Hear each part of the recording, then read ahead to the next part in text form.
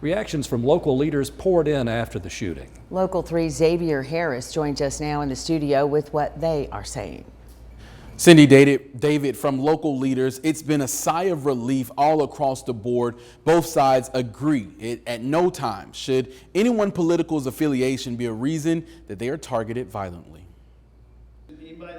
With such a divided country, State Representative Greg Martin says it's time for a change. We need to know how to have conversations with one another. And I heard Arthur Brooks say years ago that you're going to win more conversations with a bouquet of flowers than a sack of hammers. He says the assassination attempt on former President Donald Trump was ridiculous and uncalled for. The FBI identified the shooter as 20-year-old Matthew Crooks, who in the midst of shooting killed another supporter. Hate never is contained just in one soul.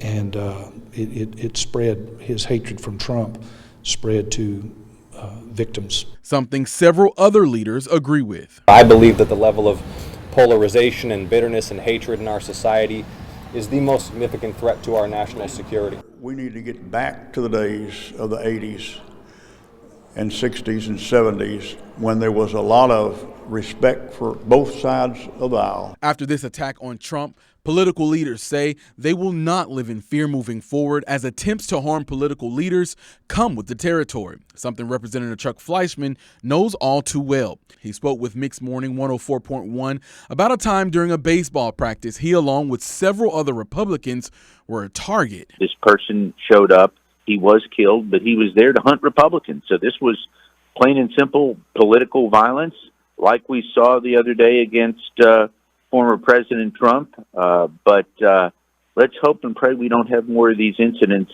in America. You know, evil people are going to do what evil people are going to do. If it's a gun, a machete, a bomb, you know, I'm not really on the edge about that. I'm not worried about that.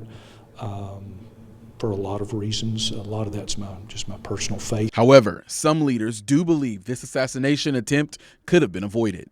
Somebody didn't do their job in going over the landscape. And that's not something that is easily overlooked. The Secret Service and the local police department should have had drones in the air to scan the buildings around it. The Secret Service said that Crooks fired multiple shots toward the stage from an elevated position outside of the rally. And right now, there are active investigations happening as to how this could have happened.